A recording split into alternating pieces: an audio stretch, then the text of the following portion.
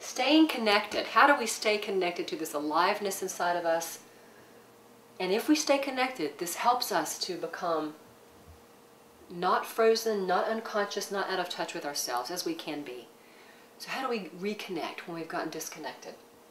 10 ways that we disconnect are: we intellectualize, right? We get in our heads. We try to intellectualize everything away.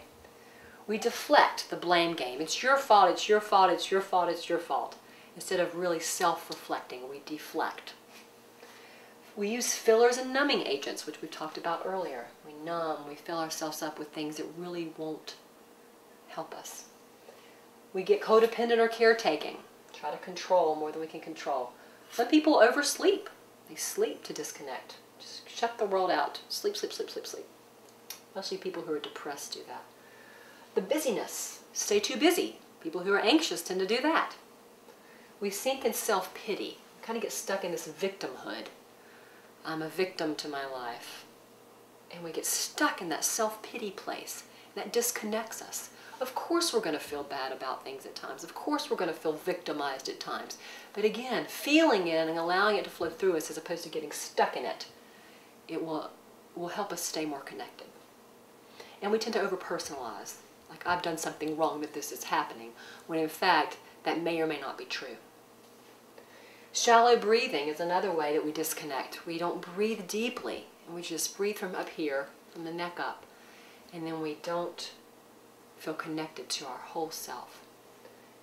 Andrew Weil says, if we practice really deep gut breathing for 6 months, we cannot have panic attacks, we cannot have much anxiety, and we will feel deeply more connected and grounded inside ourselves.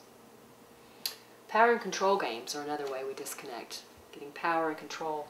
And then of course projection, which is a form of deflection, but we project things onto other people. And we see them as their problem as opposed to our own. And this is kind of a sticky one, because sometimes it's hard to tell when we're projecting and when it's really our stuff. And so my good friends Barry and Janae Weinhold, they always say, if someone projects something onto you, there's probably a small, small, small piece of it that's true that we want to look at for ourselves.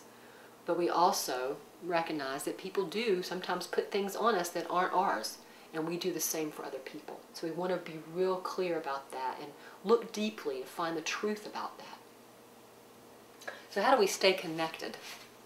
Hugs and touch, great way. Daily meditation and body awareness really helps. Journaling. Exercise. Exercise keeps us moving, keeps the cells of our body moving, so we don't get that frozen kind of disconnected space. Music. Music helps us stay connected. It activates our biorhythms, keeps us feeling alive. Time in nature, outside. Nature is alive. Everywhere you look, there's aliveness around you. So that helps us. Correct breathing. If we can breathe deeply, we can really feel connected. Healthy eating. Eating things that are alive as opposed to processed. Open dialogue with your emotions, as we've talked about with your emotions. Paying attention to what's going on with your emotions. Staying real with others. Being honest helps us stay connected. And being honest with ourselves first and foremost about what's going on with us. Because we can tend to trick ourselves, and that's where we get lost and disconnected as well.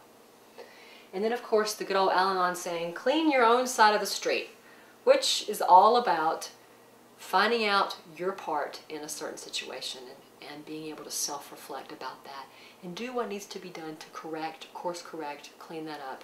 Use your energy in a way that's responsible.